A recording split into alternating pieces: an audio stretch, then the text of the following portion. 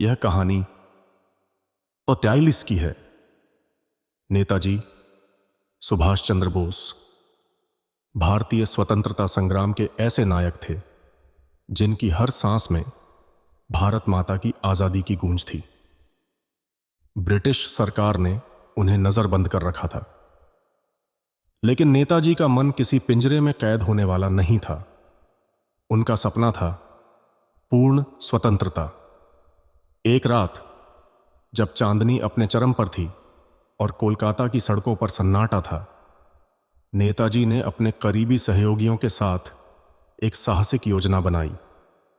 उन्होंने घर की निगरानी कर रहे ब्रिटिश सैनिकों को चकमा देने का निश्चय किया। उन्होंने पठान का भेष बनाया, सिर पर पगड़ी, लंबी दाढ़ी और एक मोटी चादर ओढ़ ली। उनके चेहरे पर संकल्प की चमक थी और उनके कदम दृढ़।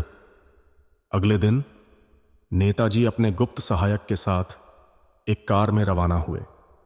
रास्ता मुश्किलों से भरा था, पहाड़ों के घुमावदार रास्ते और हर कोने पर खड़ी दुश्मन की निगाहें। लेकिन नेताजी का साहस अटूट था। जब उनका दिल थोड़ी देर के लिए घबराया तो उन्होंने अपनी आंखें बंद कीं और अपनी मां की छवि को याद किया। उन्होंने खुद से कहा, सुभाष, यह संघर्ष केवल तुम्हारे लिए नहीं है, यह लाखों भारतीयों की उम्मीदों के लिए है। कई हफ्तों तक वे अफगानिस्तान और रूस के रास्ते जर्मनी पहुंचे। वहां उन्होंने जर्मन सरकार से मुलाकात की और भारतीय स्वतंत्रता के लिए समर्थन मांगा। लेकिन उनका असली मिशन तो अभी बाकी था।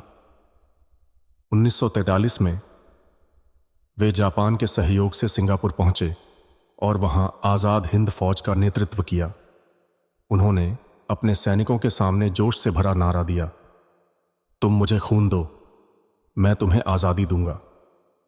उनका यह नारा सुनते ही फौज के हर जवान की आंखों में चमक आ गई। हर कोई अपने प्राणों की आहुति देने के लिए तैयार था। नेताजी के नेतृत्व में आजाद हिंद फौज ने कई महत्वपूर्ण लड़ाइयां लड़ीं। हालांकि परिस्थितियां अनुकूल नहीं थीं, लेकिन नेताजी ने हार नहीं मानी। उन्होंने सिखाया कि असली जीत वह होती है जो दिलों में विश्वास और जोश भर दे। नेताजी सुभाष चंद्र बोस का जीवन हमें यह सिखाता है कि असंभव को संभव बनाने का हौसला हो तो कोई भी लक्ष्य दूर नहीं।